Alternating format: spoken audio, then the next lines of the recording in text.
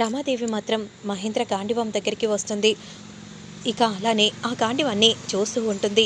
ఎత్తుతుందో లేదో అమ్మగారు అనే విధంగా చామంతి మనసులో అనుకుంటూ అలానే చూస్తూ ఉంటే ఇక అప్పుడే ఆ విల్లుని ఎత్తడానికి చేయిని గట్టిగా పట్టుకుంటుంది. పైకి లేపడానికి ఎంత ప్రయత్నం చేసినా ఆ విల్లుని పైకి ఎత్తలేకపోతుంది.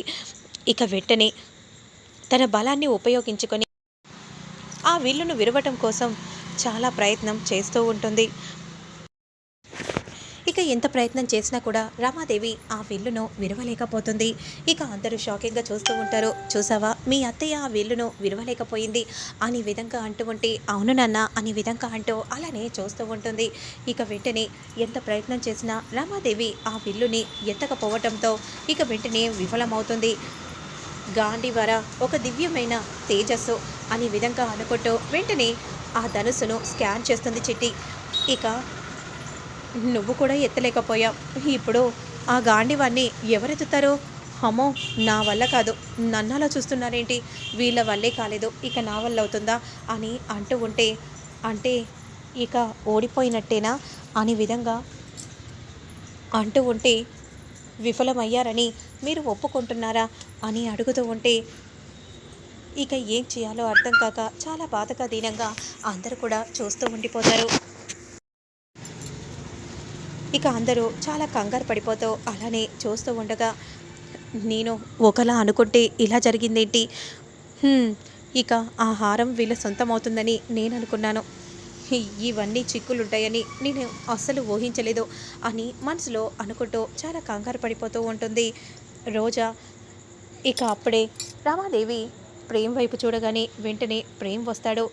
అప్పుడు అందరికీ కూడా దండం పెట్టి ఆ విల్లును ఎత్తటం కోసం ప్రయత్నం చేస్తూ ఉంటాడు.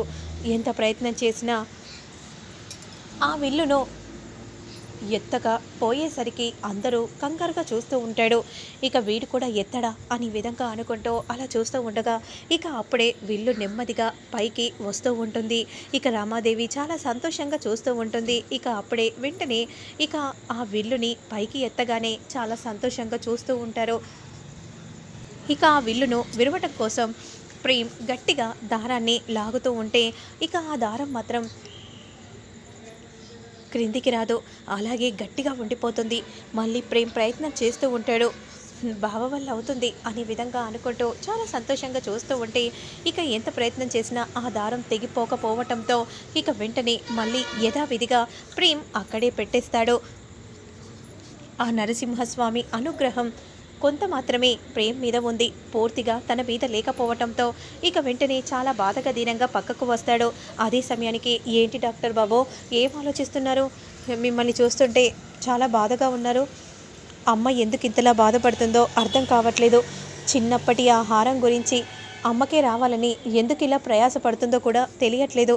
ఏంటి డాక్టర్ బాబు, అమ్మ అంటే నేను ఎప్పుడూ రామమ్మ అని పిలుస్తూ ఉండేవాణ్ణి కదా, అమ్మలాగే భావిస్తూ ఉన్నాను, అలా అని అంటున్నాను. అవునా డ్రైవర్ బాబు, మీరు బాధపడకండి. మీరు ఎందుకు అంతలా టెన్షన్ పడుతున్నారు? అమ్మగారు అలా ఉండటం నాకు కూడా కాస్త బాధగానే ఉంది. అలా అని మీరు కూడా బాధపడితే ఎలా చెప్పండి? ముందు మీరు మొహం కడుక్కొని రండి. వెళ్ళండి వెళ్ళండి డ్రైవర్ బాబు అనే విధంగా అనగానే వెంటనే ఇక అక్కడి నుండి వెళ్తూ ఉంటారు. పాపం డ్రైవర్ బాబు చాలా బాధపడుతున్నారు అని మనసులో అనుకుంటూ ఉంటుంది చామంతి. ఇక మరోవైపు మాత్రం ఎలా ఈ విల్లును ఎలా విరిచేది అని అలానే ఆ విల్లు వైపు చూస్తూ ఉంటుంది రమాదేవి. ఇక మరోవైపు మాత్రం చామంతి దగ్గరకు చిట్టి వస్తాడు. ఏమైంది అలా ఉన్నావు? నీకోసం నేను ఒక పాట కూడా వేసుకున్నాను. అవునా చామంతి, నువ్వు మాత్రం చాలా టైట్గా ఉన్నట్టు అనిపిస్తుంది. వాటర్ తీసుకొని రమ్మంటావా? వాటర్ కాదు పాపం, డాక్టర్ బాబు చాలా బాధపడుతున్నారు. అలాగే అమ్మగారు ఆ విల్లుని ఎత్తకపోయేసరికి డ్రైవర్ బాబు మాత్రం ఎంతో ఫీల్ అవుతున్నారు. డ్రైవర్ బాబు బాధను ఎలా పోగొట్టాలో కూడా నాకు అర్థం కావట్లేదు. అవునా, ఎందుకంత కంగారు? బ్రెయిన్ ఉపయోగిస్తే సరిపోతుంది కదా. అంటే ఏంటి? అవును, నేను ఆ విల్లును ఆల్రెడీ స్కాన్ చేశాను. ఏంటి, విల్లును స్కాన్ చేసావా? అవును, విరవటం చాలా ఈజీ. అవునా, అయితే వెళ్ళి త్వరగా విరువు. నాకు చేతులు లేవు కదా, ఎలా విరుస్తానో? అయితే నాకుంది కదా! దానికొక టెక్నిక్ కావాలి. అవసరం కూడా. అయితే నాకు ఆ టెక్నిక్ చెప్పవా? ప్లీజ్ చిట్టి చెప్పవా? అని అంటూ ఉంటే, సరే అయితే చెప్తాను అని ఈ విధంగా అంటూ వెంటనే ఆ టెక్నిక్ అంతా కూడా చెప్తూ ఉంటాడు. నిజంగా నువ్వు సూపర్ చిట్టి అని అంటూ ముద్దు పెట్టేసి అక్కడి నుండి వెళ్ళిపోతూ ఉంటే, ఇక చిట్టి పాట వేసుకుంటుంది. నో, ఇది టెంపుల్ కదా! ఓన్లీ డివోషనల్ సాంగ్ అని అనగానే డివోషనల్ సాంగ్ వేసుకుంటూ ఉంటాడు. రౌండ్‌గా చిట్టి తిరుగుతూ ఉంటాడు. మరోవైపు మాత్రం అమ్మగారు మీరు విఫలమయ్యారు. ఇక మీరు ఓడిపోయారని ఒప్పుకోవాల్సిందే.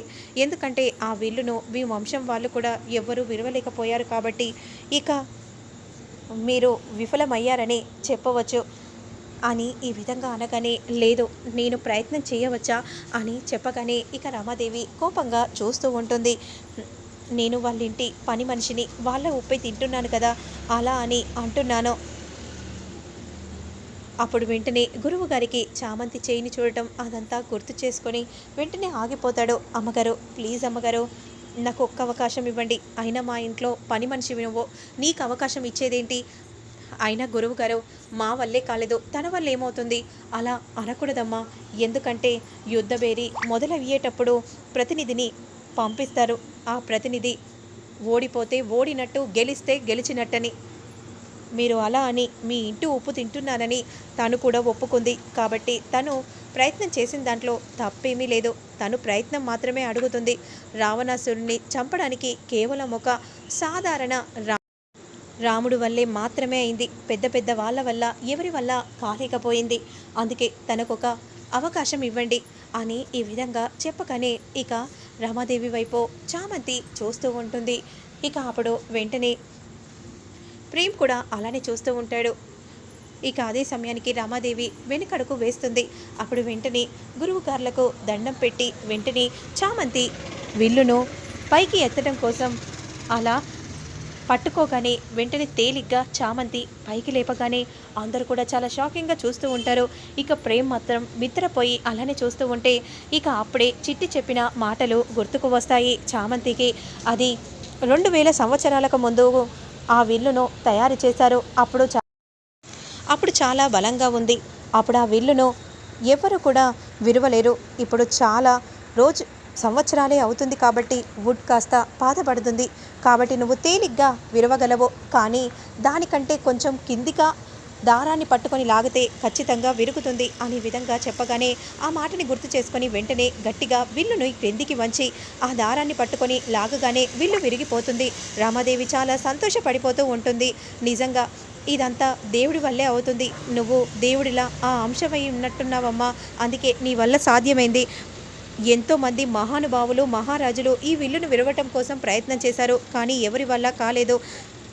మాకు ఆ అదృష్టం కలిగింది. ఈ వింత చూడటం అంటే చాలా గొప్ప అమ్మా. ఇదంతా నీ వల్లే అమ్మా, నీ వల్లే. ధన్యోస్మి రాళ్ళను అయిపోయామమ్మా మేమందరం కూడా నీ వల్ల అని అంటూ ఉండగా అందరికీ కూడా దండం పెడుతూ ఉంటుంది. ఇదంతా ఆ దేవుడి మహిమ వల్లేమో నాకు ఇలాంటి అదృష్టాన్ని ప్రసాదించారు అని చామంతి అనుకుంటూ చాలా సంతోషంగా చూస్తూ ఉంటుంది.